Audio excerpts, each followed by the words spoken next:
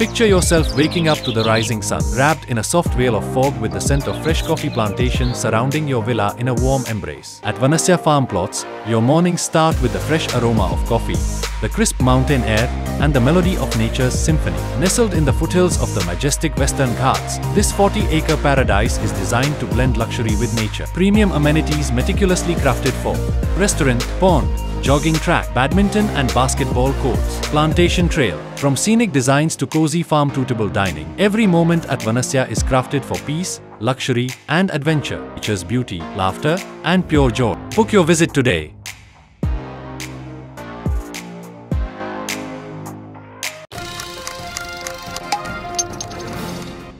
ನಮಸ್ಕಾರ ಸ್ನೇಹಿತರೆ, mastmaga.comಗೆ ಸ್ವಾಗತ. ನಾನು Amar Prasad. Raja Raghuvanshi murder case, Meghalaya honeymoon murder case, ಬಾನಲ್ಲ ಮಧುಚಂದ್ರಕ್ಕೆ ದೇಶಾದ್ಯಂತ ತೀವ್ರ ಕೋಲಾಹಲ ಸೃಷ್ಟಿಸ್ತಾ ಇರೋ ಪ್ರಕರಣ ಇದು. ಒಂದೇ ತಿಂಗಳಲ್ಲಿ ಮದುವೆಯಾಗಿ ಸಂತೋಷದಿಂದ ಹನಿಮೂನ್ಗೆ ಹೋಗಿ ಕಡೆಗೆ ಕಾಡಲ್ಲಿ ಶವವಾದ ದುರಂತ ಕತೆ. ಬಾನಲ್ಲೇ ಮಧುಚಂದ್ರಕ್ಕೆ ಅಂತ ಒಂದು ಸೂಪರ್ ಹಿಟ್ ಸಿನಿಮಾ ಇದೆ ಕನ್ನಡದಲ್ಲಿ, ಸ್ವಲ್ಪ ಹಳೆಯ ಸಿನಿಮಾ. ನೋಡಿಲ್ಲ ಅಂತ ಕಾಣುತ್ತೆ, ನೋಡಿಲ್ಲ ಅಂದ್ರೆ ನೋಡಿ. ಆ ಸಿನಿಮಾವನ್ನ ನೋಡಿ ಮಾಡಿದ ಹಾಗಿದೆ ಕೊಲೆ. ಅದು ಹಳೆಯ ಕನ್ನಡ ಚಿತ್ರ. ಇವರು ಉತ್ತರ ಭಾರತೀಯರದನ್ನು ನೋಡಿರೋ ಸಾಧ್ಯತೆ ಗೊತ್ತಿಲ್ಲ ಏನು ಅಂತ, ಬಟ್ ಎಕ್ಸಾಕ್ಟ್ಲಿ ಅದೇ ರೀತಿ ಮಾಡಲಾಗಿದೆ. ರೋಲ್ಸ್ ಮಾತ್ರ ರಿವರ್ಸ್ ಆಗಿದೆ. ಅಲ್ಲಿ ಗಂಡ ಹೆಂಡತಿಯನ್ನು ಕೊಲ್ಲೋದು, ಇಲ್ಲಿ ಹೆಂಡತಿ ಗಂಡನಿಗೆ ಮುಹೂರ್ತ ಇಡೋದು. ಮಾಮೂಲಿ ಈ ಥರ ತುಂಬ ಕೊಲೆಗಳಾಗ್ತಿರ್ತಾವಲ್ಲ, ಏನು ವಿಶೇಷ ಅಂತ ನೀವು ಕೇಳ್ಬೋದು. ಆದರೆ ಮೇಘಾಲಯದಲ್ಲಿ ಆಗಿರೋ ಈ ಸ್ಟೋರಿ ರಾಷ್ಟ್ರ ಮಟ್ಟದಲ್ಲಿ ಸುದ್ದಿ ಆಗ್ತಾ ಇದೆ. ಒಂದೊಂದ್ಸಲಿ ಈ ಸುದ್ದಿ ಬಂದರೆ ಅರ್ಧ ಗಂಟೆ ನ್ಯಾಷನಲ್ ಮೀಡಿಯಾಗಳು ಚರ್ಚೆ ಮಾಡ್ತವೆ.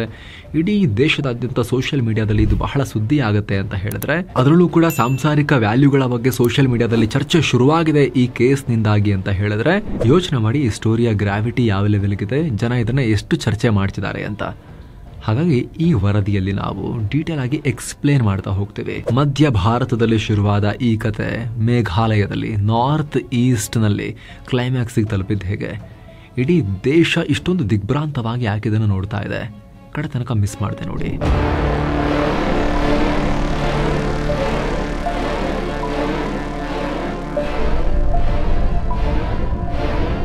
ಎಲ್ಲ ಶುರುವಾಗೋದು ಮಧ್ಯಪ್ರದೇಶದ ಇಂದೋರ್ನಿಂದ. ಇಲ್ಲಿ ಇಬ್ಬರು ಖ್ಯಾತ ಉದ್ಯಮಿಗಳಿದ್ರು. ಒಬ್ಬರ ಹೆಸರು ಅಶೋಕ್ ರಘುವಂಶಿ, ಇನ್ನೊಬ್ಬರು ದೇವಿ ಸಿಂಗ್.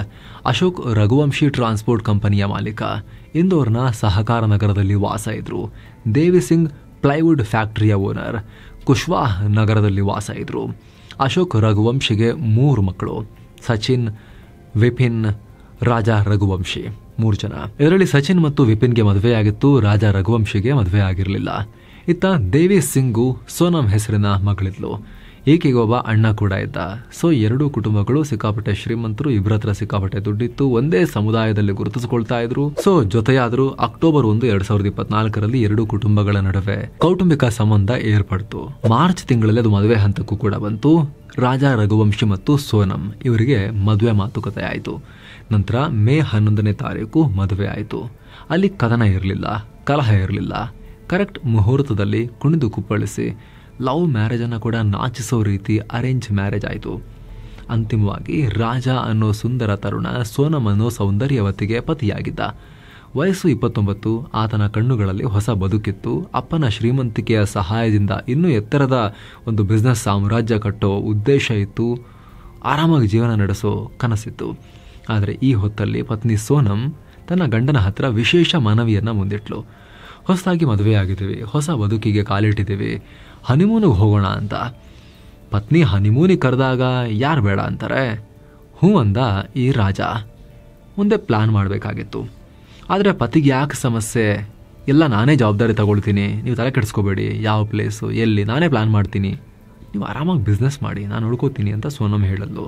ಯುರೋಪ್ ಬೇಡ, ಮಾಲ್ಡೀವ್ಸ್ ಯಾಕೆ, ಹೊರಗೆಲ್ಲ ಯಾಕೆ ಹೋಗಬೇಕು, ಭಾರತದಲ್ಲೂ ಇನ್ನೆಲ್ಲೆಲ್ಲೋ ಯಾಕೆ ಹೋಗಬೇಕು, ನಾವು ಈಶಾನ್ಯ ಭಾರತಕ್ಕೆ ಹೋಗೋಣ, ಮೇಘಾಲಯಕ್ಕೆ ಹೋಗೋಣ, ಇಲ್ಲೂ ಬಹಳ ಪ್ರಕೃತಿ ಸೌಂದರ್ಯ ಇದೆ, ಅಲ್ಲಿಗೆ ಹೋಗೋಣ ಹನಿಮೂನ್ಗೆ ಅಂತ ಆಕೆನೇ ಪ್ಲಾನ್ ಮಾಡಿದ್ಲು. ಅಮ್ಮ ಕೂಡ ಶಿಲ್ಲಾಂಗ್ ಹೋಗಿದ್ಲು. ತುಂಬಾ ಚೆನ್ನಾಗಿರೋ ಸ್ಪಾಟ್ ಇವೆ, ಮೇಘಾಲಯದ ಚಿರಾಪುಂಜಿಗೆ ಹೋಗೋಣ ಅಂತ ಸಲಹೆ ಕೊಟ್ಲು. ಒಳ್ಳೆ ಮಳೆ, ಆ ಹಸಿರು, ಆ ಬೆಟ್ಟ, ಆ ವೆದರ್ ಸರಿ ಅಂತ ರಾಜ ಹೇಳ್ದ. ಆತುರವಾಗಿ ಅಲ್ಲಿ ಫ್ಲೈಟ್ ಬುಕ್ ಆಯಿತು.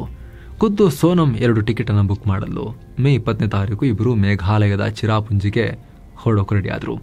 ಈ ಟೈಮ್ನಲ್ಲಿ ಬೇಡ ಬೇಡ ಅಂದ್ರೂ ಕೂಡ ಆಕೆ 10 ಲಕ್ಷದ ಒಡವೆಯನ್ನು ತೊಟ್ಟಿದ್ಲು. 10 ಲಕ್ಷದ ಒಡವೆ. ಎಲ್ಲಿಗೆ? ಹನಿಮೂನ್ಗೆ ಹೋಗ್ಬೇಕಾದ್ರೆ, ಪ್ರವಾಸಿ ತಾಣಕ್ಕೆ ಹೋಗ್ಬೇಕಾದ್ರೆ 10 ಲಕ್ಷದ ಒಡವೆ, ಜಾತ್ರೆ ಹೊರಡೋ ರೀತಿಯಲ್ಲಿ. ವಜ್ರದ ಉಂಗುರ, ಚಿನ್ನದ ಚೈನ್, ಬ್ರಾಸ್ಲೆಟ್, ಹೀಗೆ ಎಲ್ಲ ಆಭರಣಗಳನ್ನು ಮೈಮೇಲೆ ಹಾಕೊಂಡ್ಲು. ಗಂಡನಿಗೂ ತೊಡಿಸಿದ್ಲು. ಇಬ್ಬರು ಮೇಘಾಲಯದ ಈಸ್ಟ್ ಕಾಸಿ ಹಿಲ್ಸ್ಗೆ ಪ್ರವಾಸ ಕೈಗೊಂಡ್ರು. 2 ದಿನ ಎಲ್ಲ ಚೆನ್ನಾಗೇ ಇತ್ತು. ಬಾಲಾಜಿ ಹೋಮ್ ಸ್ಟೇನಲ್ಲಿ ಯಾವುದೇ ಸಮಸ್ಯೆ ಇಲ್ಲದೆ ಅವರು ಟ್ರಿಪ್ ಮಾಡ್ತಿದ್ರು. ಹೊಸ ಹೊಸ ಜಾಗಗಳಿಗೆ ಹೋದ್ರು, ತಿಂದ್ರು, ಉಂಡ್ರು. ಆದರೆ ಇದ್ದಕ್ಕಿದ್ದಂತೆ ಮೇ 22ನೇ ತಾರೀಕು ಅಲ್ಲಿ ಸೀನ್ ಚೇಂಜ್ ಆಯಿತು. ಫೋನ್ ರಿಸೀವ್ ಮಾಡ್ತಿಲ್ಲ ರಾಜ. ಮೇ 23ನೇ ತಾರೀಕು ರಘುವಂಶಿ ಮನೆಯವರು ನಿರಂತರವಾಗಿ ಕಾಲ್ ಮಾಡೋಕೆ ಪ್ರಯತ್ನ ಪಡ್ತಾ ಇದ್ರು. ಆದರೆ ಅವರಿಗೆ ಆತಂಕ ಶುರುವಾಯಿತು. ರಾಜ ಮತ್ತು ಸೋನಮ್ ಇಬ್ಬರು ಫೋನ್ ರಿಸೀವ್ ಮಾಡ್ತಿಲ್ಲ. ದೂರಕ್ಕೆ ನಾರ್ತ್ ಈಸ್ಟಿಗೆ ಬೇರೆ ಹೋಗಿದ್ದಾರೆ, ಏನು ಕತೆ ಅಂತ. ಇವ್ರನ್ನ ಹುಡುಕಿ ಅಂತ ಅಲ್ಲಿ ಬಹಳ ಕೋಲಾಹಲ ಸೃಷ್ಟಿಯಾಯಿತು.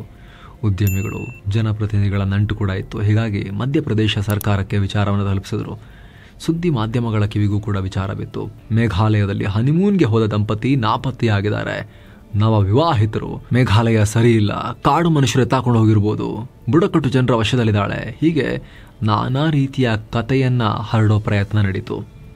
ವಿಚಾರ ಗಂಭೀರ ಆಗ್ತಿದ್ದ ಹಾಗೆ ಅದು ಸರ್ಕಾರಗಳ ಮಟ್ಟಕ್ಕೆ ಹೋಯಿತು. ಮೇ 27ನೇ ತಾರೀಕು Madhya Pradesh CM Mohan Yadav Meghalaya CM Conrad ಸಂಗ್ಮಾರಿಗೆ ಕಾಲ್ ಮಾಡಿ ವಿಚಾರವನ್ನು ಮುಟ್ಟಿಸಿದ್ರು. ಇದಾದ್ಮೇಲೆ ಅಲ್ಲಿ ತನಿಖೆ ಶುರುವಾಯಿತು. ಮೇಘಾಲಯ ಪೊಲೀಸರು ಅಲ್ಲಿ ಕ್ರೀಸ್ಗಿಳಿದ್ರು. ಅಲ್ಲಿನ ಹಳ್ಳಿಗಳಲ್ಲಿ ಹುಡುಕಾಟ ಶುರುವಾಯಿತು. ಮೇಘಾಲಯ ಪೊಲೀಸ್ ಇಲಾಖೆ ಡ್ರೋನ್ ನಿಯೋಜನೆ ಮಾಡಿತು. ಶ್ವಾನದಳ ಬಳಕೆಯಾಯಿತು. ಕೊನೆಗೆ ನಿರಂತರ 9 ದಿನಗಳ ಬಳಿಕ ಅಲ್ಲಿ ಎಲ್ರಿಗೂ ಆಘಾತಕಾರಿ ವಿಚಾರ ಹೊರಬಂತು. ಜೂನ್ 2ಕ್ಕೆ ರಾಜ ರಘುವಂಶಿ ಕಂದಕದ ಒಳಗೆ ಬಿದ್ದಿರೋದು ಕಂಡುಬಂತು. ಆತನ ಜೀವ ಇರಲಿಲ್ಲ. ಸಾಕಷ್ಟು ದೂರಕ್ಕೆ ಸ್ಮೆಲ್ ಬರ್ತಿತ್ತು, ಯಾಕಂದ್ರೆ ಆತ ಮೃತಪಟ್ಟು ಟೈಮ್ ಕಳೆದು ಹೋಗಿತ್ತು ಸುಮಾರು ದಿನ. ಮೃತದೇಹದ ಪಕ್ಕದಲ್ಲೇ ಮಾರಕಾಸ್ತ್ರಗಳು ಕೂಡ ಸಿಕ್ಕಿದ್ವು. ಅದರ ಪಕ್ಕದಲ್ಲೇ ರೇನ್ ಕೋಟ್ ಪತ್ತೆಯಾಯಿತು. ಎಸ್, ಪಕ್ಕಾ ಪ್ಲ್ಯಾಂಡ್ ಕೊಲೆ ಅನ್ನೋದು ಸ್ಪಷ್ಟ ಆಯಿತು. ಆದ್ರೆ ಇದನ್ನು ಮಾಡಿದ್ಯಾರು? ಹನಿಮೂನ್ಗೆ ಬಂದ ಈತನ ಪತ್ನಿ ಎಲ್ಲಿ ಹೋದ್ಲು? ಯಾಕೆ ಕಾಣಿಸ್ತಾ ಇಲ್ಲ? ಏನು ಗೊತ್ತಾಗ್ಲಿಲ್ಲ. ತನಿಖೆಗೆ SIT ರಚನೆ ಮಾಡಲಾಯಿತು. ತನಿಖೆಯ ಆಳ ಅಗಲ ತಿಳಿತಾ ಅಲ್ಲಿ ಹೊಸ ಸ್ಫೋಟಕ ವಿಚಾರ ಬಯಲಾಯಿತು. ಹತ್ಯೆ ಹಿಂದೆ ಪತ್ನಿ. ಎಸ್, ಇಲ್ಲೇ ಇರೋದು ತಿರುವು, ಇಲ್ಲೇ ಇರೋದು ಟ್ವಿಸ್ಟ್. ಅದನ್ನು ನೋಡೋಣ. ಅದಕ್ಕೂ ಮುಂಚೆ ಸ್ನೇಹಿತರೆ, ಮೇ 22ರ ನಂತರ ಏನಾಯಿತು ಅಂತ ನಿಮಗೆ ಕ್ವಿಕ್ ಆಗಿ ಹೇಳ್ಬಿಡ್ತೀವಿ. ಸ್ನೇಹಿತರೆ, ಅವತ್ತು ಮೇಘಾಲಯ ತಲುಪಿದ ಈ ನವ ಜೋಡಿ ಚಿರಾಪುಂಜಿ ಟ್ರಕ್ಕಿಂಗ್ ಮಾಡೋಕೆ ಹೋಗಿದ್ದಾರೆ. ಬಾಡಿಗೆ ಬೈಕ್ ತಗೊಂಡು ರೇನ್ ಕೋಟ್ ಹಾಕೊಂಡು ಟ್ರಕ್ಕಿಂಗ್ ಕಡೆಗೆ ಹೋದ್ರು. ಅಥವಾ ಈ ರೀತಿ ಹೇಳಿ ಆಕೆ ತನ್ನ ಗಂಡನನ್ನ ಕರ್ಕೊಂಡು ಹೋಗಿರ್ತಾಳೆ. ಬೆಳಿಗ್ಗೆ ಸುಮಾರು 10 ಗಂಟೆ ವೇಳೆಗೆ ಸೋನಮ್ ಮತ್ತು ರಾಜ ರಘುವಂಶಿ ಚಿರಾಪುಂಜಿಯ ಟ್ರೆಕ್ ರೂಟ್ನಲ್ಲಿ 2000 ಸ್ಟೆಪ್ಸ್ ಅನ್ನ ಪೂರ್ಣಗೊಳಿಸಿರ್ತಾರೆ. ಅದೇ ವೇಳೆ ಇಲ್ಲಿಗೆ 3 ಹೊಸ ಕ್ಯಾರೆಕ್ಟರ್ಗಳ ಎಂಟ್ರಿ ಆಗುತ್ತೆ. ಒಂದು ಕ್ಯಾರೆಕ್ಟರ್ನ ಹೆಸರು ಆನಂದ್, 2ನೇ ಕ್ಯಾರೆಕ್ಟರ್ ಆಕಾಶ್, 3ನೇದು ವಿಶಾಲ್.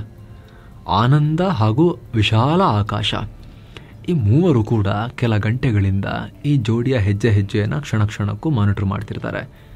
ಇನ್ಫ್ಯಾಕ್ಟ್ ಈ ಮೂವರೊಂದಿಗೆ ಸೋನಮ್ ಫೋನ್ ಮೂಲಕ ಟಚ್ಚಲ್ಲಿರ್ತಾಳೆ. ಕೊನೆಗೆ ಈ 3 ಜನರು ಈ ಹೊಸ ಜೋಡಿಯನ್ನು ಸೇರ್ಕೊಳ್ತಾರೆ. ಅಂದರೆ ಈಗ 5 ಜನ ಆಗ್ತಾರೆ. ಇವರೆಲ್ಲ ಒಟ್ಟೊಟ್ಟಿಗೆ ಟ್ರೆಕ್ಕಿಂಗ್ ಶುರು ಮಾಡ್ತಾರೆ.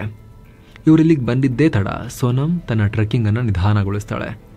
ಆಗ ರಾಜ ಮತ್ತು 3 ಹುಡುಗರು ಮಾತನಾಡ್ತಾ ಮುಂದಕ್ಕೆ ಸಾಕ್ತಾರೆ. ಈ ಹೊತ್ತಲ್ಲಿ ಸೋನಮ್ ಮಧ್ಯಾಹ್ನ ಸುಮಾರು 12:30 ಹೊತ್ತಿಗೆ ತನ್ನ ಅತ್ತೆ ಅಂದರೆ ಉಮಾ ರಘುವಂಶಿಗೆ ಕಾಲ್ ಮಾಡಿ ಮಾತನಾಡ್ತಾಳೆ. ನನಗೆ ನಡೆದು ಸಾಕಾಗಿ ಹೋಗಿದೆ, ನಿಮ್ಮ ಮಗ ಮುಂದೆ ಹೋಗ್ತಿದ್ದಾನೆ ಅಂತ ಆಕೆ ಫೋನ್ ಮೂಲಕ ಹೇಳ್ತಾಳೆ. ತಾಯಿ ಉಮಾ ತನ್ನ ಮಗ ರಾಜಾಗೆ ಕಾಲ್ ಮಾಡಿ ಮಾತಾಡ್ತಾಳೆ. ದುರದೃಷ್ಟವಶಾತ್ ಅದು ಆಕೆ ತನ್ನ ಮಗನಿಗೆ ಮಾಡಿದ ಲಾಸ್ಟ್ ಕಾಲ್ ಆಗಿತ್ತು. ನಂತರ ಮಧ್ಯಾಹ್ನ 1ರಿಂದ 1:30 ನಡುವೆ ಈ 5 ಗುಂಪು ಗಾಡಿಯಲ್ಲಿ ಕೂತು ಮಾವಾಲಾಖಿಯಾತ್ನಿಂದ ವೇಯಿ ಸಾವ್ಡೋಂಗ್ ಜಲಪಾತದ ಪಾರ್ಕಿಂಗ್ ಲಾಟ್ ತಲುಪ್ತಾರೆ.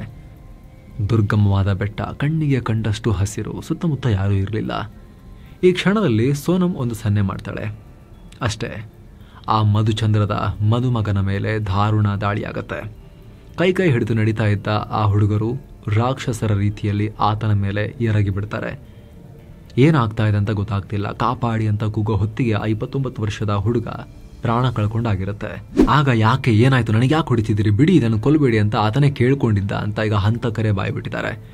ಆದರೆ ಆತನ ರಿಕ್ವೆಸ್ಟನ್ನು ಕೇಳಿಸ್ಕೊಳ್ಳಿಕ್ಕೆ ಯಾರೂ ಅಲ್ಲಿ ತಯಾರಿರಲಿಲ್ಲ. ಯಾಕಂದರೆ ಅವರು ಆಪ್ಷನ್ ಕೊಡೋಕೆ ಬಂದಿರಲಿಲ್ಲ, ಬದುಕಿಸ್ಬೇಕಾ ಬೇಡವಾ ಅಂತ. ಬೇರೆದೇ ಪ್ಲಾನ್ ಇತ್ತು ಅಲ್ಲಿ. 4 ಜನ ಬರ್ಬರವಾಗಿ ಹತ್ಯೆ ಮಾಡಿದ ಬಳಿಕ ಅಲ್ಲಿಂದ ಹೊಸ ಪ್ಲಾನ್ ಮಾಡ್ತಾರೆ. ಮೊದಲಿಗೆ ಸೋನಮ್ ರಾಜನ ಮೊಬೈಲ್ ಬಳಸಿ ಸೋಷಿಯಲ್ ಮೀಡಿಯಾದಲ್ಲಿ 7 ಜನ್ಮೋಂಕ ಸಾಥ್ ಹೈ, 7 ಜನ್ಮದಲ್ಲೂ ಒಟ್ಟಿಗೆ ಇರ್ತೀವಿ ಅಂತ ಪೋಸ್ಟ್ ಹಾಕ್ತಾಳೆ. ಇದರ ನಂತರ 2:30 ಸುಮಾರಿಗೆ ಸೋನಮ್ ಮತ್ತು ಹಂತಕರು ಸೇರಿ ರಾಜನ ಮೃತದೇಹವನ್ನು ಅದೇ ಪಾರ್ಕಿಂಗ್ ಲಾಟ್ ಬಳಿ ಇದ್ದ ಕಮರಿಯೊಂದಕ್ಕೆ ಎಸಿತಾರೆ. ಅಲ್ಲಿಂದ ಸೀದಾ ಇವರು ಜಾಗ ಖಾಲಿ ಮಾಡ್ತಾರೆ. ರಾಜನ ಹತ್ಯೆ ನಂತರ ಸೋನಂ ಮೇಘಾಲಯದ ಶಿಲ್ಲಾಂಗ್ನಿಂದ ಅಸ್ಸಾಂನ ಗುವಾಹಟಿಗೆ ಒಬ್ಬಳೇ ಬರ್ತಾಳೆ. ರಾತ್ರಿ ಟ್ರೈನ್ ಹತ್ತಿ ಮೇ 27ನೇ ತಾರೀಕು ಈಕೆ ಮಧ್ಯಪ್ರದೇಶದ ಇಂದೋರ್ ತಲುಪ್ತಾಳೆ. ಅಲ್ಲಿ ರಾಜಾ ಕುಶ್ವಾಹ ಅನ್ನೋ ಮತ್ತೊಂದು ಪಾತ್ರವನ್ನ ಮೀಟ್ ಮಾಡ್ತಾಳೆ. ನೆನಪಿಟ್ಕೊಳ್ಳಿ, ಇದು ಈ ಕಥೆಯ ದೊಡ್ಡ ವಿಲನ್ ಪಾತ್ರ. ಒಂದು ದಿನ ಒಟ್ಟಿಗೆ ಅಲ್ಲಿ ಇಬ್ಬರು ಇರ್ತಾರೆ. ಮರುದಿನ ಮೇ 28ಕ್ಕೆ ಅಲ್ಲಿಂದ ಉತ್ತರ ಪ್ರದೇಶದ ಗಾಜಿಪುರ್ಗೆ ಹೋಗ್ತಾರೆ. ಈ ಗಾಜಿಪುರ್ ಈ ರಾಜಾ ಕುಶ್ವಾಹನ ಊರು. ಹೀಗಾಗಿ ಅಲ್ಲಿಗೆ ಅವರು ಪ್ರಯಾಣ ಮಾಡ್ತಾರೆ. ಇನ್ನು ಹಂತಕರು 3 ಜನ ಚಿರಾಪುಂಜಿಯಿಂದ ಗುವಾಹಟಿಗೆ ಟ್ಯಾಕ್ಸಿ ಮಾಡ್ಕೊಂಡು ಬರ್ತಾರೆ. ಅಲ್ಲಿಂದ ಟ್ರೈನ್ ಹತ್ತಿ ಅವರು ಇಂದೋರ್ಗೆ ರೀಚ್ ಆಗ್ತಾರೆ. ಇವರ ಪ್ಲಾನ್ ಏನಾಗಿತ್ತು ಅಂದರೆ, ಈ ಸೋನಂ ಮತ್ತು ಈ ಕ್ರಿಮಿಗಳು ಒಟ್ಟಿಗೆ ಹತ್ಯೆ ಮಾಡಿದ್ರು ಕೂಡ ಎಸ್ಕೇಪ್ ಆಗುವಾಗ ಅನುಮಾನ ಬರಬಾರ್ದು ಅಂತ ಬೇರೆ ಬೇರೆ ರೀತಿಯಾಗಿ ಹೋಗ್ತಾರೆ. ಈ ಮಧ್ಯೆ ಸೊಸೆ ಮತ್ತು ಮಗನನ್ನ ಹುಡ್ಕೊಂಡು ಆ ಕುಟುಂಬ ಸರ್ಕಾರದ ಮೊರೆ ಹೋಗಿತ್ತು. ನಿಮಗೆ ಆಗಲೇ ಹೇಳಿದ ಹಾಗೆ ಮಧ್ಯಪ್ರದೇಶ ಸರ್ಕಾರ ಮೇಘಾಲಯ ಸರ್ಕಾರವನ್ನು ಸಂಪರ್ಕಿಸಿತ್ತು. ನಂತರ ಜೂನ್ 2ಕ್ಕೆ ರಾಜನ ಮೃತದೇಹ ಸಿಕ್ಕಿತ್ತು. ಅವರು ಉಳ್ಕೊಂಡಿದ್ದ ಹೋಮ್ ಸ್ಟೇಯಿಂದ ಜಸ್ಟ್ 20 ಕಿಲೋಮೀಟರ್ ದೂರದ ಕಮರಿಯಲ್ಲಿ ದೇಹ ಸಿಕ್ಕಿತ್ತು. ನಂತರ ಜೂನ್ 7ನೇ ತಾರೀಕು ಸೋನಂ ಉತ್ತರ ಪ್ರದೇಶ ಪೊಲೀಸರಿಗೆ ಶರಣಾದ್ಲು. ಇತ್ತ ಈ ಕೊಲೆ ನಡೆದ ದಿನ ಇವರೆಲ್ಲ ಇದ್ರು ಅಂತ ಮೇಘಾಲಯ ಪೊಲೀಸರು ಹೇಳ್ತಾರೆ. CCTV, train ticket, Aadhaar card, photo copies ಈ ಎಲ್ಲವೂ ಇವರ ಐಡೆಂಟಿಟಿಯನ್ನ ಬಹಿರಂಗಪಡಿಸುತ್ತೆ. ಇವರೆಲ್ಲರೂ ಕೂಡ ಮಧ್ಯಪ್ರದೇಶದ ಒಂದೇ ಟೀಮ್ ಅಂತ ಗೊತ್ತಾಗುತ್ತೆ. ಜೊತೆಗೆ ಅಲ್ಲಿನ ಟೂರಿಸ್ಟ್ ಗೈಡ್ ಒಬ್ಬರನ್ನ ವಿಚಾರಣೆಗೊಳಪಡಿಸಿದ ನಂತರ ಇವರ ಬಗ್ಗೆ ಅನುಮಾನಕಾರಿ ವಿಚಾರಗಳು ಗೊತ್ತಾಗುತ್ತೆ. ಈ ದಂಪತಿ ನಾಪತ್ತೆಯಾದ ದಿನ ಇವರೊಂದಿಗೆ 3 ಜನ ಪುರುಷರಿದ್ರು. ಇವರು ಹಿಂದಿ ಮಾತನಾಡ್ತಾ ಇದ್ರು. ಸುಲಭದ ದಾರಿಯಲ್ಲಿ ಟ್ರೆಕ್ಕಿಂಗ್ ಮಾಡೋದು ಬಿಟ್ಟು ಕಷ್ಟದ ದಾರಿಯಲ್ಲಿ ಹೋಗ್ತೀವಿ ಅಂತ ಹೇಳಿ ಹೋದ್ರು ಅಂತ ಹೇಳ್ತಾರೆ. ಅಲ್ಲಿಗೆ ಇದು ಕೊಲೆ ಅಂತ ಕನ್ಫರ್ಮ್ ಆಗುತ್ತೆ.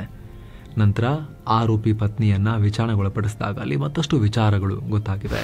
ಪ್ರೀತಿಗಾಗಿ ಪ್ರೀತಿಯ ಹತ್ಯೆ. ಎಸ್ ಸ್ನೇಹಿತರೆ, ಇದು ಈ ಸ್ಟೋರಿಯ ಟ್ವಿಸ್ಟ್. ಸೋನಂಗೆ ಮದುವೆ ರಾಜ ರಘುವಂಶಿ ಒಟ್ಟಿಗೆ ಆದರೂ ಕೂಡ ಪ್ರೀತಿ ಇನ್ನೊಂದು ರಾಜನ ಮೇಲಿತ್ತು. ರಾಜಾ ಕುಶ್ವಾಹ ಅನ್ನೋ ವ್ಯಕ್ತಿಯ ಮೇಲಿತ್ತು. ಕ್ಯಾರೆಕ್ಟರ್ ಹೇಳಿದ್ವಲ್ಲ ಕೊಲೆಗಾರ ಟೀಮ್ನಲ್ಲಿ, ಅದೇ ರಾಜಾ ಕುಶ್ವಾಹ. ಈ ರಾಜಾ ಕುಶ್ವಾಹ ಸೋನಂ ತಂದೆಯ ಫ್ಯಾಕ್ಟ್ರಿಲಿ ಬಿಲ್ಲಿಂಗ್ ಕೆಲಸ ಮಾಡ್ತಿದ್ದ ಹುಡುಗ. ಕಾಲಕ್ರಮೇಣ ಪರಿಚಯ ಆಗಿ ಇವರ ನಡುವೆ ಪ್ರೀತಿ ಚಿಗುರೊಡೆದು ಬಿಟ್ಟಿತ್ತು ಆಲ್ರೆಡಿ. ಆದರೆ ಈ ಪ್ರೀತಿಯನ್ನ ಮನೆಯವರಿಗೆ ಹೇಳದೆ ಸೋನಂ ಸೀಕ್ರೆಟ್ ಆಗಿಟ್ಟಿದ್ಲು. ನಂತರ ಸೋನಂ ಮತ್ತು ರಘುವಂಶಿಗೆ ಮದುವೆ ಫಿಕ್ಸ್ ಆಗಿ ಮನೆಯವರ ಪ್ರೆಷರ್ಗೆ ಸೋನಂ ಮದುವೆಗೆ ಒಪ್ಕೊಂಡಿದ್ಲು. ಅವಳಿಗೆ ಇಷ್ಟ ಇರಲಿಲ್ಲ ಅಂತ ಪೊಲೀಸರು ಹೇಳಿದ್ದಾರೆ. ಅಷ್ಟೇ ಅಲ್ಲ, ಮದುವೆಗೂ ಮುನ್ನವೇ ಸೋನಂ ಮತ್ತು ಲವರ್ ರಾಜಾ ಕುಶ್ವಾಹ ಸೇರಿ ರಾಜಾ ರಘುವಂಶಿ ಹತ್ಯೆಗೆ ಆವಾಗಲೇ ಪ್ಲಾನ್ ಹಾಕಿದ್ರು. ಆದರೆ ನಾನಾ ಕಾರಣಗಳಿಂದ ಮುಂದೂಡಿಕೆ ಮಾಡಲಾಯಿತು. ಹೀಗಾಗಿ ಹನಿಮೂನ್ ನೆಪವನ್ನು ಇಟ್ಕೊಂಡು ನಾರ್ತ್ ಈಸ್ಟೇ ಬೇಕು ಅಂಥೇಳಿ ಅಲ್ಲಿಗೆ ಹೋದರು. ಹಂತಕರಿಗೊಟ್ಟು 20 ಲಕ್ಷ ರೂಪಾಯಿ ಹಣ ಕೊಟ್ಟು ನೇಪಾಳಕ್ಕೆ ಹೋಗೋ ಪ್ಲಾನ್ ಕೂಡ ಹಾಕಿದ್ಲು. ಯಾವುದೇ ರೀತಿ ಶಂಕೆ ಬರಬಾರ್ದು ಅಂತ ಈ ಲವರ್ ರಾಜ ಇದಾನಲ್ಲ, ಮೇಘಾಲಯಕ್ಕೆ ಹೋಗಲೇ ಇಲ್ಲ. ಕೊಲೆಯಲ್ಲಿ ಈತ ಇದ್ದಾನೆ, ಆದರೆ ಈತ ಖುದ್ದು ಹೋಗಿರಲಿಲ್ಲ. ನೀಟಾಗಿ ಪ್ಲಾನ್ ಮಾಡಿಕೊಟ್ಟಿದ್ದ ಸುಪಾರಿ ಹತ್ಯೆಗೆ. ರಾಜ ರಘುವಂಶಿ ಮೃತಪಟ್ಟಿದ್ದ ದಿನ ಕೂಡ ಈತ ಇಂದೋರ್ನಲ್ಲೇ ಇದ್ದ. ಈ ಮೂಲಕ ಬಿಲ್ಲಿಂಗ್ ಪುಸ್ತಕದಿಂದ ಶುರುವಾದ ಈ ಪ್ರೀತಿ ಈಗ ಮೇಘಾಲಯದ ಕಂದಕದಲ್ಲಿ ಕೊಲೆ ಮಾಡೋ ಹಂತಕ್ಕೆ ತಲುಪಿದೆ. ಸದ್ಯ ಪೊಲೀಸರು ತನಿಖೆ ನಡೆಸ್ತಾ ಇದ್ದಾರೆ. ಆಕೆಗೆ ಮುಂದೆ ಯಾವ ರೀತಿ ಶಿಕ್ಷೆ ಆಗುತ್ತೆ ಅನ್ನೋದನ್ನ ನೋಡಬೇಕಾಗಿದೆ. ಇಲ್ಲಿ ತುಂಬಾ ಜನಕ್ಕೆ ಇಷ್ಟೆಲ್ಲ ಪ್ಲಾನ್ ಮಾಡಿ ಅವಳೇ ಯಾಕೆ ಬಂದು ಸರೆಂಡರ್ ಆದ್ಲು ಅನ್ನೋ ಪ್ರಶ್ನೆ ಮೂಡ್ತಾ ಇರ್ಬೋದು. ಸ್ನೇಹಿತರೆ, ಮೇಘಾಲಯ ಪೊಲೀಸರು ಅಷ್ಟು ಚೆನ್ನಾಗಿ ಕೆಲಸ ಮಾಡಿದ್ದಾರೆ. ಕೇಸ್ನಲ್ಲಿ ಕಾಂಪ್ಲಿಮೆಂಟ್ ಮಾಡಬೇಕು ಅವರಿಗೆ. ಯಾಕಂದರೆ ಇದು ಎಲ್ಲ ಕಡೆ ಇತ್ತು. ಪೊಲೀಸರು ತನಿಖೆ ಮಾಡಿ ಇದನ್ನು ಭೇದಿಸಿ ಆಗಿತ್ತು, ಮೀಡಿಯಾಗಳಲ್ಲಿ ಬಂದಾಗಿತ್ತು, CCTV ಫುಟೇಜ್ ಸಮೇತ ಎಲ್ಲವೂ ಸಿಕ್ಕಾಗಿತ್ತು. ಎಲ್ಲ ಕಡೆ ಪೊಲೀಸರು ಹುಡುಕಾಡೋಕ್ಕೆ ಶುರು ಮಾಡಿ ಆಗಿತ್ತು. ಇನ್ನು ಮ್ಯಾಟರ್ ಆಫ್ ಟೈಮ್ ಅಷ್ಟೇ ಎಳ್ಕೊಂಡು ಹೋಗ್ತಾರೆ ಬಂದು ಜುಟ್ಟು ಹಿಡಿದು ಅಂತ ಹೇಳಿ ಈಕೆ ಕೂಡ ಕ್ಲಾರಿಟಿ ಸಿಕ್ಕಿತ್ತು. ಹಾಗಾಗಿ ಬೇರೆ ದಾರಿ ಇಲ್ಲದೆ ಬಂದು ಈಕೆನೆ ಪೊಲೀಸರ ಮುಂದೆ ಶರಣಾದ್ಲು ಅಂತ ಈಗ ಹೇಳಲಾಗ್ತಾ ಇದೆ. ಸೊ ಒಂದು ಇಡೀ ರಾಜ್ಯದ ಮರ್ಯಾದೆ ಹೋಗ್ತಾ ಇದ್ದಂಥ ಒಂದು ಕೇಸ್ನಲ್ಲಿ ಮೇಘಾಲಯ ಪೊಲೀಸರು ಇಷ್ಟು ಬೇಗ ಕಾರ್ಯಾಚರಣೆ ನಡೆಸಿ ಈ ಕೇಸ್ನ ಪೀಸಸ್ ಅನ್ನು ಜೋಡಿಸಿ ಇದಕ್ಕೆ ಪೂರ್ಣ ರೂಪ ಕೊಟ್ಟು ಭೇದಿಸಿರೋದಕ್ಕೆ ಅವರಿಗೆ ಕಾಂಪ್ಲಿಮೆಂಟ್ ಕೊಡೋಣ. Thank you so much. ಮತ್ತೆ ಭೇಟಿ ಆಗ್ತಿರೋಣ. ನಮಸ್ತೆ.